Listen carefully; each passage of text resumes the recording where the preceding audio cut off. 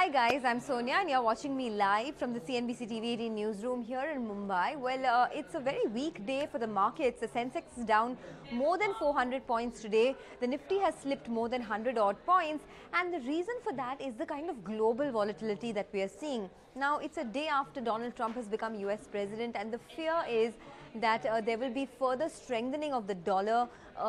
Donald Trump will focus on the domestic growth, the US growth, but that may not necessarily translate into a good performance for some of the other emerging markets, Asian markets, etc. In fact, it will be very domestic economic growth for the US, and that could actually spell trouble for some of the other markets. Also, the dollar index has surged because of that. It's virtually at that 100 mark, and the view is that emerging market currencies could come under pressure.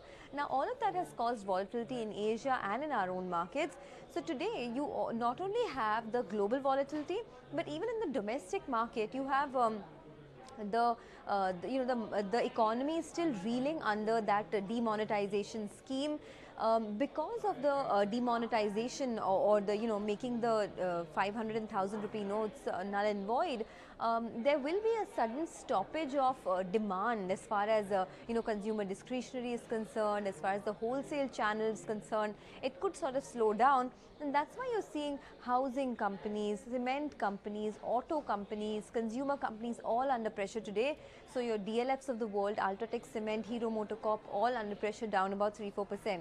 On the flip side though, Sun Pharma is doing very well because the company has reported a good set of numbers this quarter, and the valuations of Sun Pharma are inexpensive now. In fact, Sun Pharma is trading at just 17 times FY18 versus a historic average of 24-25 times. So it is relatively much cheaper than it was earlier. Apart from that, banks are not doing too badly. So you do have a couple of banks like Bank of Baroda, SBI, that are doing well. So all in all, you'd have to say it is a weekday for the bulls. It's also Friday and we're heading into a long weekend.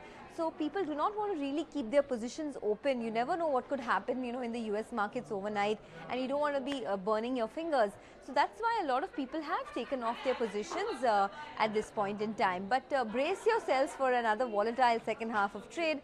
Until we meet again, thanks so much for watching.